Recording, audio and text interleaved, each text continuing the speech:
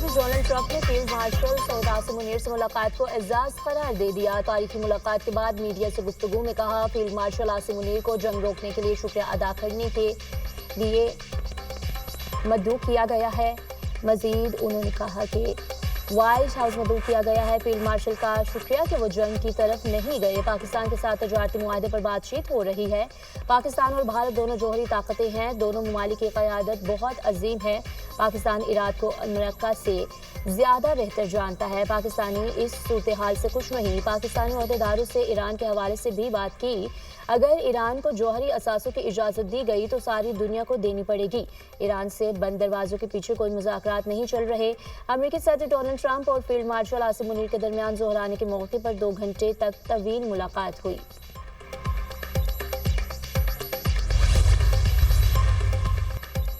ایران کے ساتھ مذاکرات کی راہ ہموار ہونے لگی۔ ایران کے ساتھ جرمنی، فرانس اور برطانیہ کے مذاکرات کل سے جنیوا میں ہوں گے۔ جنیوا میں مذاکرات کے بعد ماہرین کی سطح پر اسٹرکچرڈ ڈائیلاگ ہوں گے۔ جوہری معاملے پر یورپی وزراء خارجہ ایرانی وزیر خارجہ عباس عراقچی سے مذاکرات کریں گے۔ جنیوا میں یورپی وزراء خارجہ کی ایرانی ہم منصب سے ہونے والی ملاقات پر امریکہ نے بھی اتفاق کیا ہے۔ جارحیت کے خلاف فخر اور بہادری سے اپنا دفاع کریں گے۔ دشمن اپنی سنگین غلطی کی قیمت ادا کرے گا۔ ایران کے پاس جوہری ہتھیار نہیں، سفارتکاری کے لیے پرعزم ہے۔ ایرانی وزیر خارجہ عباس عراقچی کا رد عمل۔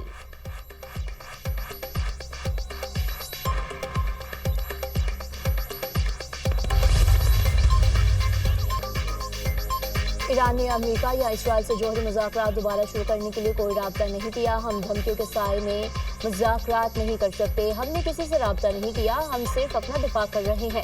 جوہری ہتھیاروں پر یقین نہیں رکھتے۔ جوہری ہتھیاروں کا ہماری دفاعی پالیسی میں کوئی مقام نہیں۔ اگر امریکہ اسرائیل کے ساتھ جنگ میں شامل ہوتا ہے تو ہمارے پاس بھی جواب دینے کے سوا کوئی راستہ نہیں ہوگا۔ ایرانی نائب وزیر خارجہ مجید تختروانچی کا بین الاقوامی ٹی وی کو انٹرویو۔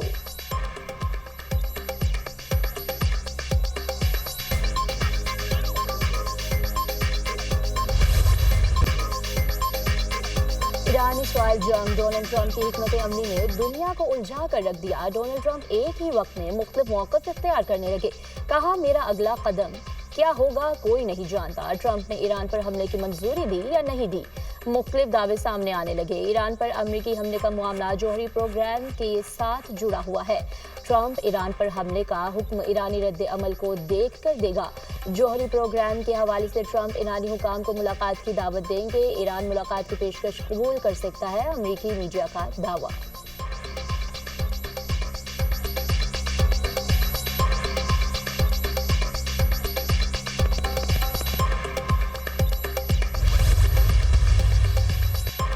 ایرانی سپریم لیڈر آیت اللہ خامنائی نے ٹرمپ کا ہتھیار ڈالنے کا مطالبہ مسترد کر دیا۔ کہا، ڈونلڈ ٹرمپ کا غیر مشروط ہتھیار ڈالنے کا پیغام قبول نہیں۔ ایرانی قوم سرنڈر کرے گی، نہ دھمکی سے پیچھے ہٹے گی۔ خامنائی نے امریکہ کو فوجی مداخلت کے خلاف خبردار کر دیا۔ قوم سے خطاب میں کہا، امریکہ نے حملہ کیا تو اس کے سنگین نتائج ہوں گے۔ امریکی فوجی مداخلت ناقابل تلافی نقصان کا باعث بنے گی۔ امریکی سمجھ لے، ایران کے خلاف کوئی بھی قدم ان کے لیے ناقابل تلافی ہوگا۔ ایران پر حملہ کر کے اسرائیل نے بڑی غلطی کر دی۔ اسرائیل کو اس کے مجرمانہ اقدامات کی سزا ملے گی۔ ایرانی تاریخ سے لوگ باخبر ہیں۔ ایران دھمکیوں کا جواب کیسے دیتا ہے؟ فضائی حدود کی خلاف ورزیوں پر خاموش نہیں بیٹھیں گے۔ اقوام متحدہ میں ایرانی مشن نے اپنے بیان میں کہا، ایران دباؤ میں کوئی بات نہیں کرے گا۔ ایران دباؤ کے زیر اثر امن قبول نہیں کرے گا۔ ایران دھمکی کا جواب دھمکی سے دے گا۔ ایران ہر اقدام کا ویسا ہی جواب دے گا۔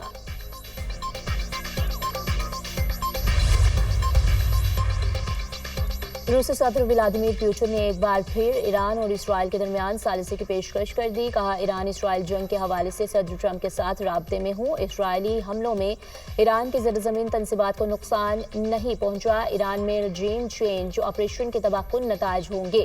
امکان ہے کہ اسرائیل ایرانی سپریم لیڈر آیت اللہ خامنائی کو نشانہ بنائے۔ اسرائیل کی سلامتی کے ساتھ ایرانی مفادات کو بھی یقینی بنانا ہوگا۔ روس نے ماضی میں ایران کو فوجی ساز و سامان فراہم کیا۔ روس کا ایران سے اسٹریٹجک شراکت داری کا معاہدہ ہے، فوجی تعاون کا نہیں۔ جوہری توانائی میں ایرانی مفادات کو یقینی بنایا جا سکتا ہے۔ روس نیٹو اور یورپی ممالک سے کشیدگی نہیں چاہتا۔ زیلنسکی سے ملاقات کے لیے تیار ہوں۔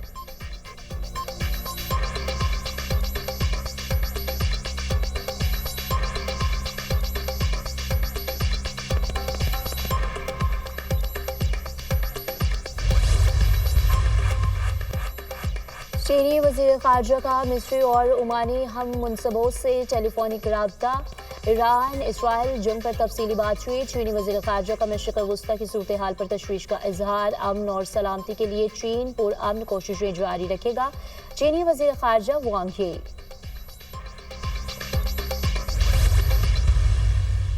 اسرائیل نے ہمارے ہمسایہ ملک برادر ملک ایران کے خلاف کھلی جارحیت کی ہے۔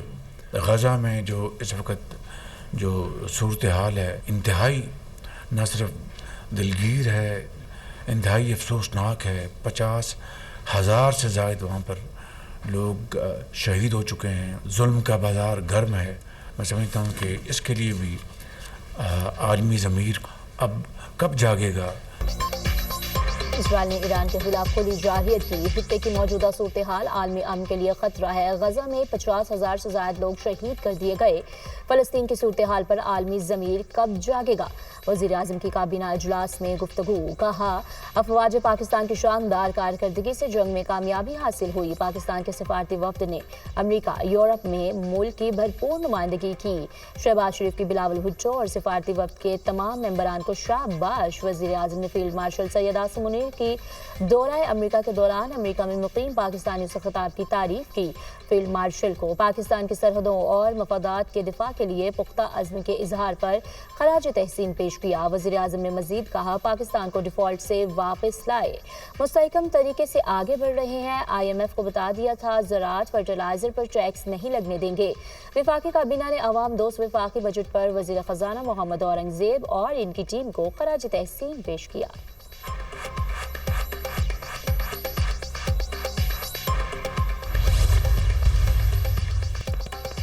اقوام متحدہ سیکرٹری جنرل کا ایران اسرائیل میں بڑھتی کشیدگی پر تشویش کا اظہار۔ اقوام متحدہ سیکرٹری جنرل کی عالمی قوتوں سے فوری مداخلت کی اپیل۔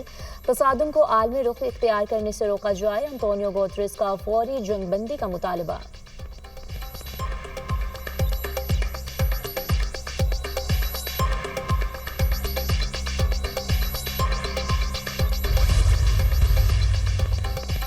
ایران میں پھنسے پاکستانیوں کی واپسی کا سلسلہ جاری۔ مزید 500 سے زائد پاکستانی تفتان بارڈر پہنچ گئے۔ ایران سے آنے والوں میں زائرین، مزدور، تاجر اور طلبہ شامل۔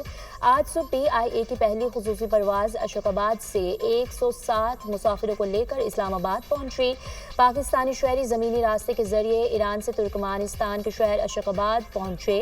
عراق میں پھنسے 415 پاکستانیوں کی وطن واپسی شروع۔ خصوصی پروازوں کے ذریعے زائرین کو کراچی اور اسلام آباد پہنچایا جا رہا ہے۔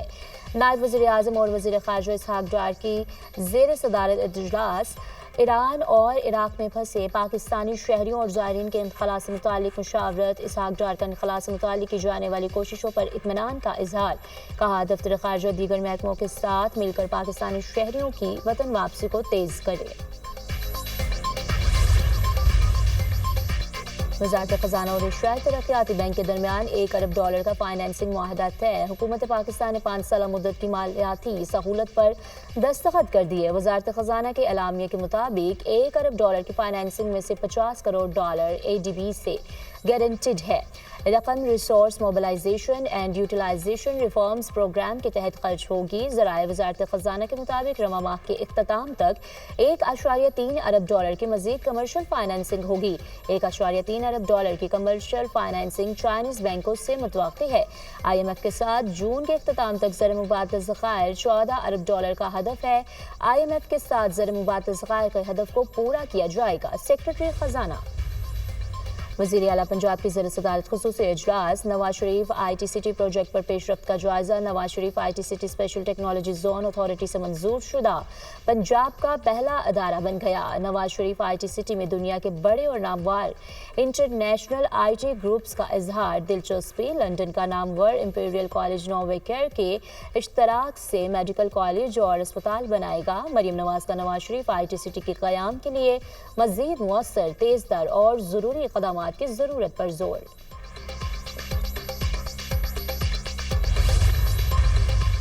ہم اسرائیل کو عالمی دہشت گرد سمجھتے ہیں۔ بانی نے اسرائیلی حملوں کے تناظر میں احتجاج کو مؤخر کیا۔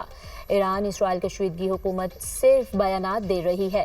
اسرائیل کے خلاف صرف بیانات نہیں OIC کو اکٹھا کرنا چاہیے. تحریک انصاف کے مرکزی سیکرٹری اطلاعات شیخ وقاص اکرم کی نیوز کانفرنس. کہا بانی PTI کو تنہائی میں رکھا جا رہا ہے. یہ جو مرضی کر لیں, بانی PTI کی آواز کو دبایا نہیں جا سکتا. حکومت اپنی بدماشی بند کرے. جب انصاف نہیں دو گے تو پھر لوگ چین کر لیں گے. یہ خود چاہتے ہیں ملک میں تماشا لگا رہے.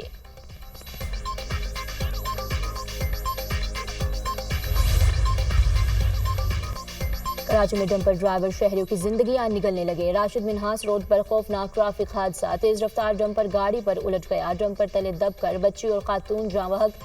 ایک خاتون زخمی. ہیوی کرین کے ذریعے گاڑی کے اوپر سے ڈمپر کو ہٹایا گیا.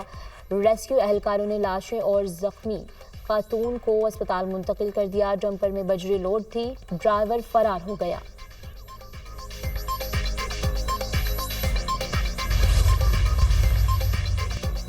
دہشت گرد اسرائیلی فورسز کی غزہ میں جارحیت جاری. 24 گھنٹے میں مزید 144 فلسطینی شہید, 560 زخمی ہو گئے. اسرائیلی فورسز نے خان یونس میں خوراک کے منتظر 89 افراد کو شہید کر دیا. غزہ کے دیگر علاقوں میں اسرائیلی فائرنگ سے 30 افراد شہید ہوئے.